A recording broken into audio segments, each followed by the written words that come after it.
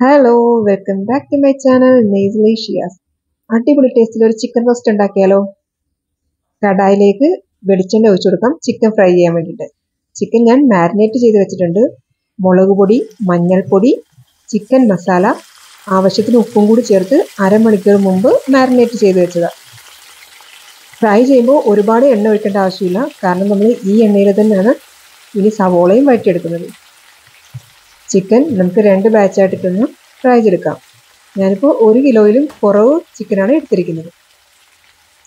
Chicken ഒരുപാട് deep fry ചെയ്യേണ്ട ആവശ്യമില്ല. ഷാലോ ഫ്രൈയിൽ കുറച്ചുകൂടി ഡീപ്പ് ഫ്രൈയിൽ കുറവ്, ആ ഒരു മീഡിയം സൈസിൽ നിൽക്കുന്ന രീതിയിൽ ഫ്രൈ ചെയ്തെടുത്താൽ മതി. ഫസ്റ്റ് ബാച്ച് റെഡി ആയിട്ടുണ്ട്, നമുക്ക് കോരി മാറ്റാം. ഇതുപോലെ തന്നെ സെക്കൻഡ് ബാച്ച് കൂടി ഒന്ന് ഫ്രൈ ചെയ്തെടുക്കാം. നിങ്ങളെൻ്റെ വീഡിയോ ആദ്യമായിട്ടാണ് കാണുന്നതെങ്കിൽ എൻ്റെ ചാനലൊന്ന് സബ്സ്ക്രൈബ് ചെയ്യാനും ലൈക്ക് ചെയ്യാനും ഷെയർ ചെയ്യാനും ബെല്ലൈക്കൺ ക്ലിക്ക് ചെയ്യാനും മറക്കല്ലേ. ചിക്കൻ എല്ലാം ഫ്രൈ ചെയ്തെടുത്തിട്ടുണ്ട്. വെളിച്ചെണ്ണ അധികമാണെന്ന് തോന്നുവാണെങ്കിൽ അതിൽ നിന്ന് കുറച്ച് നിങ്ങൾക്ക് മാറ്റിയെടുക്കാം. ഇനി നമുക്കിതിലേക്ക് സവോള വഴറ്റിയെടുക്കാം. ഞാനിപ്പോൾ മീഡിയം സൈസിലുള്ള 2 സവോളയാണ് കട്ട് ചെയ്തെടുത്തിരിക്കുന്നത്. ഇനി അതിലേക്ക് കുറച്ച് ഉപ്പും കൂടി ചേർത്ത് നമുക്ക് നന്നായി ഒന്ന് വഴറ്റിയെടുക്കാം.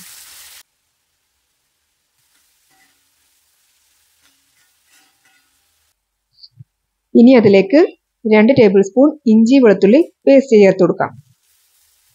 ഇഞ്ചി വെളുത്തുള്ളി പേസ്റ്റ് കൂടി ചേർത്ത് നന്നായി ഒന്ന് ഇളക്കി കൊടുക്കാം.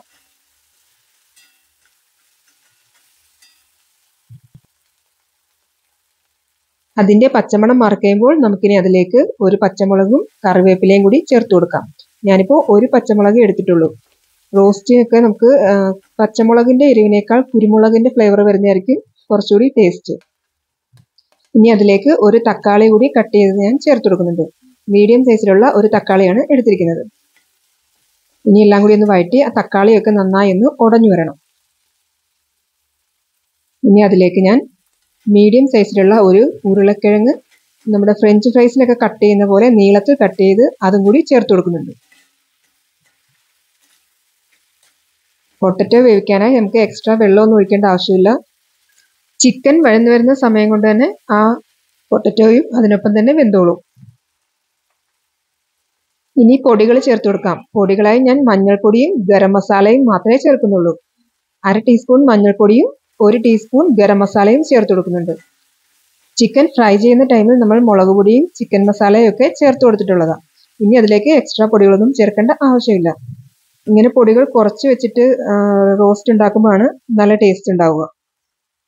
സവോളയും എല്ലാം നന്നായി ഒന്ന് വഴന്ന് കഴിയുമ്പോൾ നമുക്കിനി അതിലേക്ക് ഫ്രൈ ചെയ്ത് വെച്ചിരിക്കുന്ന ചിക്കൻ കൂടി ചേർത്ത് കൊടുക്കാം.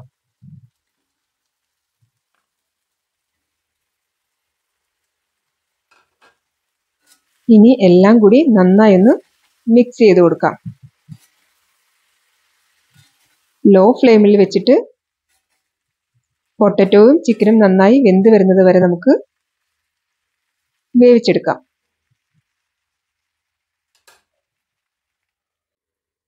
നമ്മുടെ ചിക്കൻ ഇടയ്ക്കിടയ്ക്കൊന്ന് ഇളക്കി കൊടുക്കണം, അടിയിൽ പിടിക്കാതെ സൂക്ഷിക്കണം. പൊട്ടറ്റോയും ചിക്കനും നന്നായിട്ട് കമ്പൈനായി നല്ലൊരു ടേസ്റ്റാണ്. നമുക്ക് ഈ ചിക്കൻ റോസ്റ്റിൽ പൊട്ടറ്റോ മാത്രം കൂട്ടാൻ നല്ല ടേസ്റ്റ് ആയിരിക്കും. ചിക്കൻ്റെ ഒക്കെ ഫ്ലേവർ ആ പൊട്ടറ്റോയിൽ പിടിച്ചിട്ട് നല്ലൊരു ഫ്ലേവർ ആയിരിക്കും പൊട്ടറ്റോയ്ക്ക് വരുന്നത്. നമ്മുടെ റോസ്റ്റ് പാകത്തിനായി വന്നിട്ടുണ്ട്. പൊട്ടറ്റോയും ചിക്കനും ഒക്കെ നന്നായിട്ട് വെന്ത് നല്ല കറക്റ്റ് ടെക്സ്ചർ ആയിട്ടുണ്ട്. ഇനി ലാസ്റ്റ് ഒരു ഫ്ലേവറിന് വേണ്ടി ഞാൻ അതിലേക്ക് 1/2 ടീസ്പൂൺ ഗരം മസാലയും കുറച്ച് കറിവേപ്പിലയും കൂടി ചേർത്ത് കൊടുക്കുന്നുണ്ട്. ഇനി മെയിനായിട്ടുള്ള കാര്യം നമുക്ക് ചേർക്കണം കുരുമുളക് പൊടി. കുരുമുളക് പൊടി ഏറ്റവും ലാസ്റ്റ് ചേർക്കുന്നതായിരിക്കും നല്ലത്. അപ്പോൾ കുരുമുളകിൻ്റെ ആ ഫ്ലേവർ നന്നായിട്ട് റോസ്റ്റിൽ നമുക്ക് അറിയാൻ പറ്റും. എല്ലാം കൂടി നന്നായി ഒന്ന് മിക്സ് ചെയ്തിട്ട് ഫ്ലെയിം ഓഫ് ചെയ്യാം. ചപ്പാത്തിയുടെ കൂടെയും പൊറോട്ടയുടെ കൂടെയും ഒക്കെ അടിപൊളി കോമ്പിനേഷനാണ്. എല്ലാവരും ട്രൈ ചെയ്ത് നോക്കിയിട്ട് ഫീഡ്ബാക്ക് അറിയിക്കാൻ മറക്കല്ലേ. Thank you.